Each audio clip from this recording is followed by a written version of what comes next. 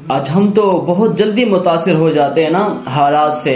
अगर कोई इंसान घर से बहुत ज़्यादा परेशान है तो उसके चेहरे के आसार बतलाते हैं कि ये इंसान घर से बहुत बड़ी परेशानी लेकर आ रहा है।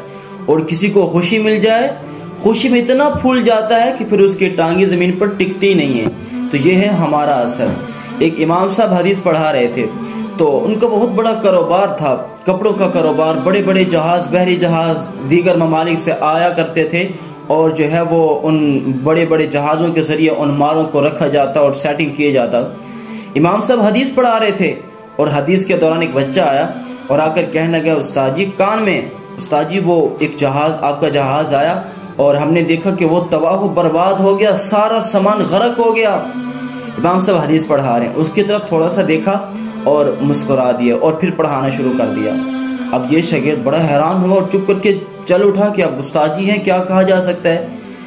गया 5-7 घंटे के बाद दोबारा आया और फिर उस्ताद जी के अदब से सलाम पेश किया और कान में कहने लगा उस्ताद जी जो आपका जहाज था ना, उस जैसा एक और जहाज था जो तबाह हो गया।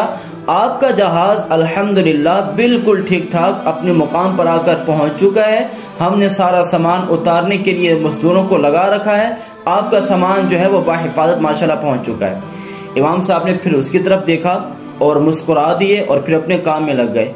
अब ये बच्चा बहुत हैरान हुआ कि एक खबर तो ऐसी थी कि जो इंसान को हिला कर रख देने वाली थी, बहुत बड़ा कारोबारी इंसान, बहुत बड़ा नुकसान होने वाला था।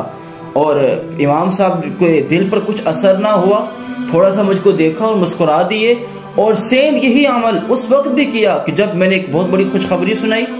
तो फिर जब इमाम साहब फारिग हुए, क्लास से अलग हुए, तो वही शागिर्द जो क्लास में बार बार बतला रहा था, आने और ख़राब होने की खबरें बतला रहा था, कहता उस्ताद जी मुझे समझ में नहीं आई एक बात कि मैंने आपको खबर दी कि एक जहाज़ आपका, जो बहुत बड़ा जहाज़ है आपका, एक कारोबार का, तो वो सारा साजो सामान तबाह हो गया। तो आपके दिल पर जर्रा बराबर भी असर नहीं आया, आप परेशान नहीं हुए। आपने मुझको देखा, मुस्कुरा दिए। और फिर जब मैंने आपको अच्छी खबर दी, मैंने कहा आपका सामान अल्हम्दुलिल्लाह बच गया है, बाहिफाजत पहुंच चुका है, आपने फिर मुझको देखा और मुस्कुरा दिया। वजह क्या है? फरमाते हैं बेटा देखो बात यह है, आपने जब मुझको एक बहुत बड़ी गम की खबर दी ना, तो मैंने अपने दिल की तरफ झांका। मैं हदीस पढ़ा रहा था कि मेरा ये जो काम है, जो हदीस रसूलुल्लाह सल्लल्लाहु अलैहि वसल्लम का लोगों तक पहुंचाने की जिम्मेदारी है, इस जिम्मेदारी के दौरान ये दुनिया का जो माल है, इसके जाने से मेरा दिल पे कुछ असर तो नहीं हुआ। मैंने देखा तो जरा बराबर मेरा दिल जो है वो डाल मडोल नहीं हुआ। मैंने अल्लाह का शुक्र अदा किया, मैं खुश हुआ, आपको देखकर मुस्कुराया और मैं पढ़ाने लग गया। फिर जब दोबारा आपने मुझको खबर दी कि वो जहाज जो मेरा वाला था वो बाहिफाजत पहुंच चुका है, उसको कुछ नुकसान नहीं पहुंचा, फरमाने फिर मैंने अपने दिल की तरफ देखा कि इतनी खुशखबरी मिली, कहीं मेरा दिल फूल तो नहीं गया। मैंने अल्लाह का शुक्र अदा किया कि मेरे दिल पर जर्रा बराबर असर नहीं हुआ। तो मैंने आपकी तरफ देखा, मुस्कुराया और मैं अपने पढ़ाने पर लग गया। मतलब मेरे दिल को ना माल के आने की कुछ खुशी है और ना माल के जाने का कोई गम है। तो ये है ऐसा असर, ऐसा दिल जिस पर दुनिया के गम और दुनिया की खुशियों का असर नहीं है।